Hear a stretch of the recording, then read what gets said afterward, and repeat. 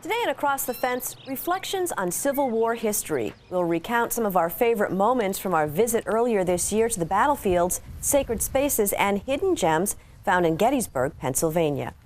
Good afternoon and thanks for joining us. I'm Judy Simpson. This year marks the 150th anniversary of the Battle of Gettysburg.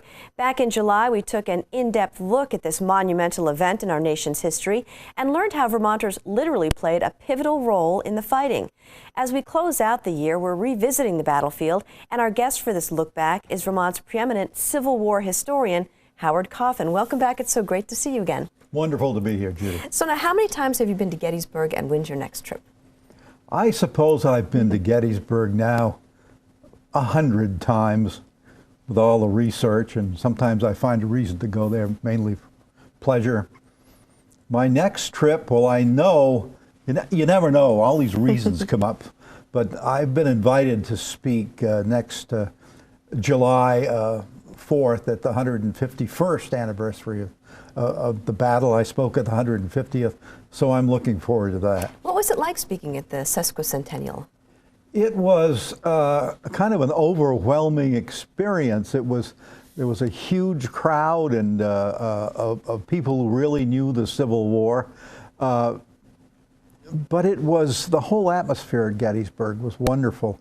On the eve of the 150th, I was out on Cemetery Ridge where Pickett's charge came in, and it was getting dark, and as the sun went down, a golden glow covered the fields and of Pickett's charge, and the thousands of people who were out there buzzing around and talking and texting suddenly became very quiet, and history pervaded the whole place. It was amazing. Well, now you and Across the Fence associate producer Keith Silva traveled to Gettysburg to get ready for the anniversary, and here's a highlight from part one of our series.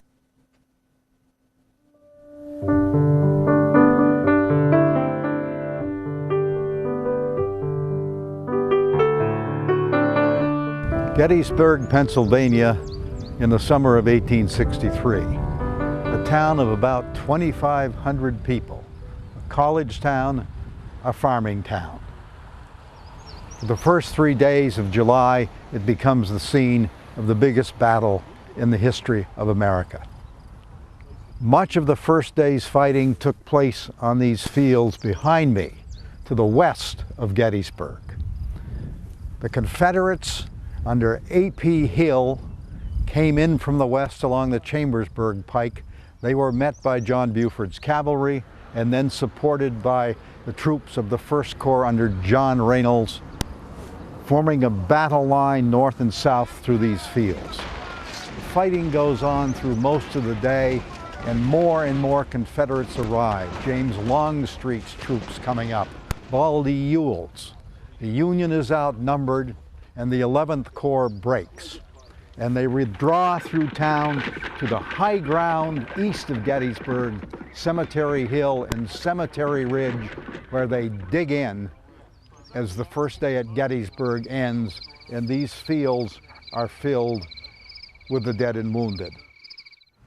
The stage is set now for the second day at Gettysburg.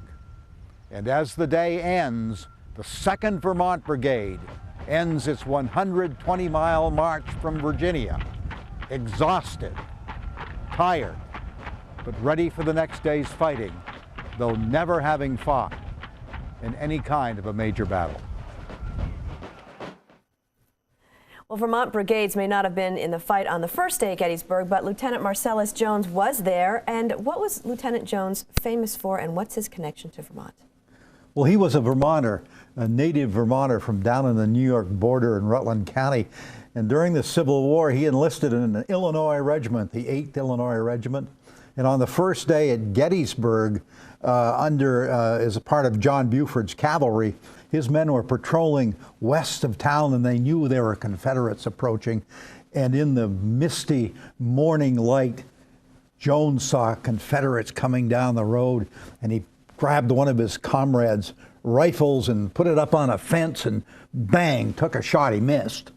But it was the first shot of the Battle of Gettysburg, of more than 1 million shots fired at Gettysburg. And after the war, Jones came back and put a little monument up on the spot, and it's still there. No kidding. Yes. Wow, that's amazing. Well, from that little known fact, we go now to the most well-known charge in American history. Let's join Howard on the southern side of the battlefield at Gettysburg for the start of Pickett's charge and the beginning of the end of the Southern Confederacy.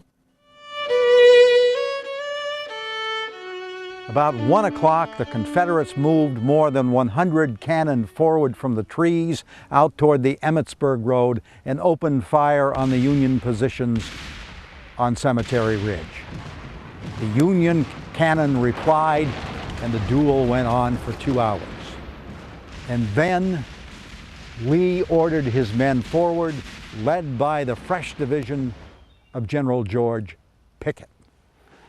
They emerged from the woods in battle line a mile wide and began to march across the valley, drums beating, fifes screaming, flags to the front, sun glinting off swords and rifle muskets. On they came, and as they moved on, the Union artillery opened from Little Round Top to Cemetery Hill, blasting great holes in their ranks, but they closed up and on they came. The southern portion of the attack going directly toward the 2nd Vermont Brigade.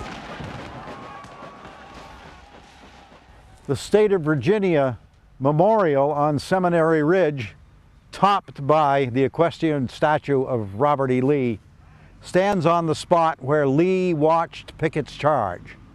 It was also on this spot where he rode forward to greet the survivors, telling the men, "It has all been my fault, it has all been my fault," but also telling them to reassemble, for he feared a counterattack by the Union.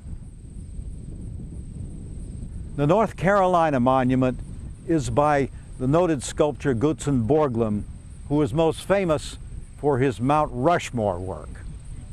Borglum's statue captures better than any here at Gettysburg the going forward of the Confederates in Pickett's charge, moving off across this mile-wide valley to certain disaster.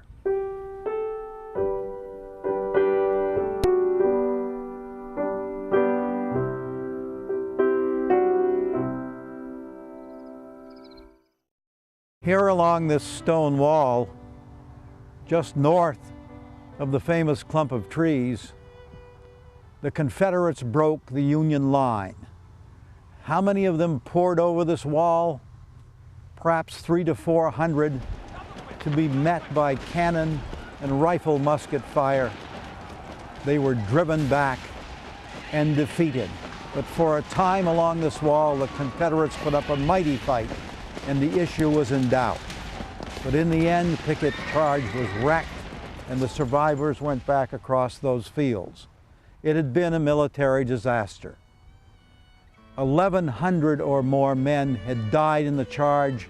The wounded totaled perhaps 5,000.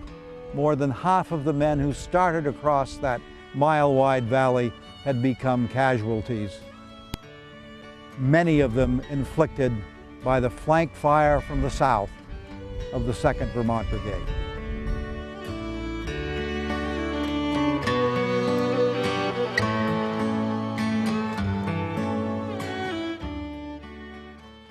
If you're just joining us, we're looking back at the 150th anniversary of the Battle of Gettysburg with Vermont historian Howard Coffin. Now, what role did the Vermont Brigade play during Pickett's charge? Well, the 2nd Vermont Brigade, they were just 9-month soldiers. They're up there on the front line at the end of the second day.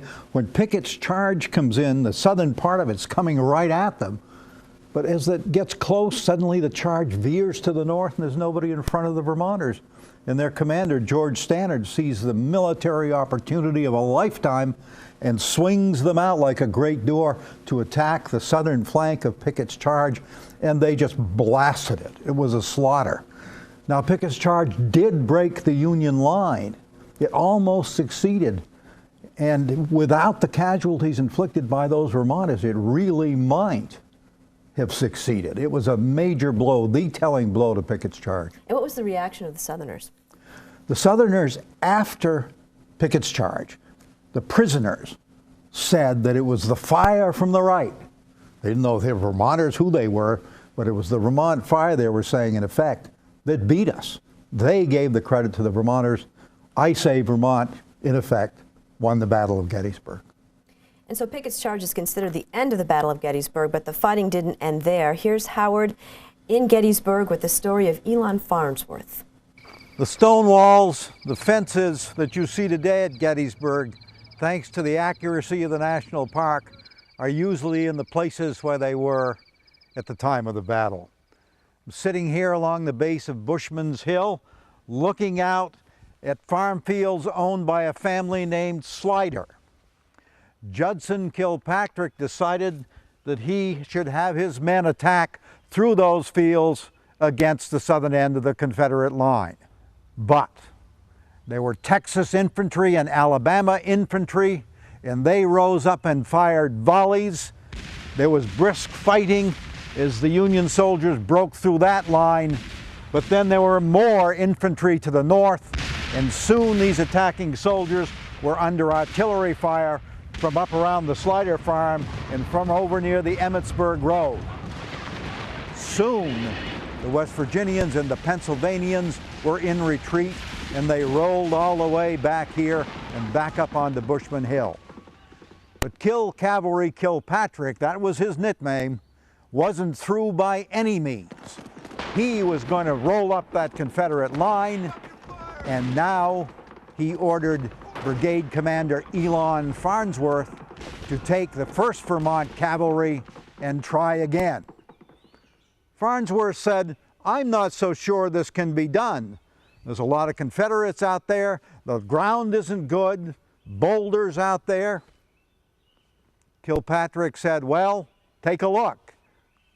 And Farnsworth rode out there and scouted, and when he came back, he said, "No, I don't think it can be done." Kilpatrick said, "You're going to do it." Farnsworth said it would be suicidal. Kilpatrick said something to effect that he tested Farnsworth's honor and courage, and Farnsworth said, "All right, I'll do it," and he took command of the charge that would be made by the Vermonters.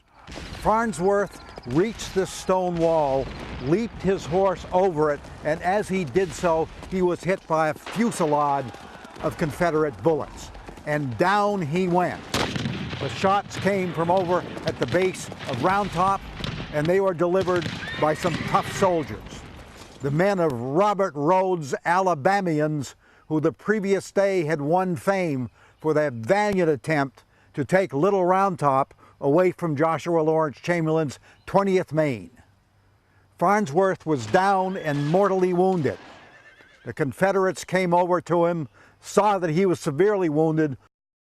Elon Farnsworth was gone, and the Vermonters were saddened. You know, Howard, watching this series, I'm really impressed at how well the battlefields are preserved. Gettysburg is better preserved all the time. There's an ongoing effort to buy more land, to clear trees away and open up fields that were fields at the time of the battle. It's a magical place, and the more excuses I can find to be there, the better. What's the best time of year to visit? I always go I like to go in April or May or in October or November because it's not hot and the crowds are not so big. Before the leaves come out, you can see more. That's my time. And so you celebrated a milestone this year as well with the publication of Something Abides, Discovering the Civil War in Today's Vermont. Tell us about your book.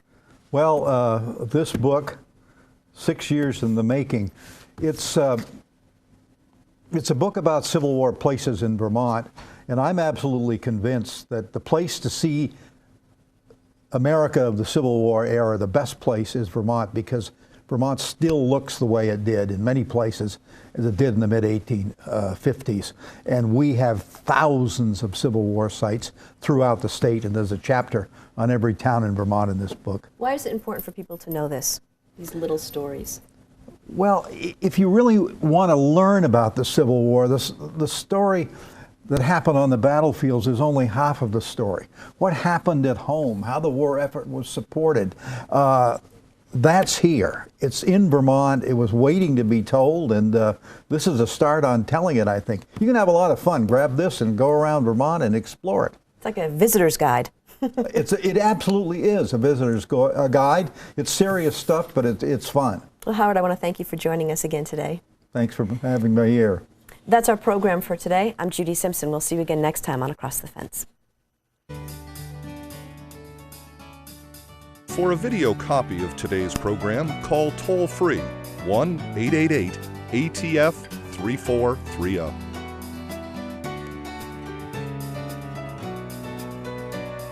Across the Fence is brought to you as a public service by University of Vermont Extension and WCAX-TV.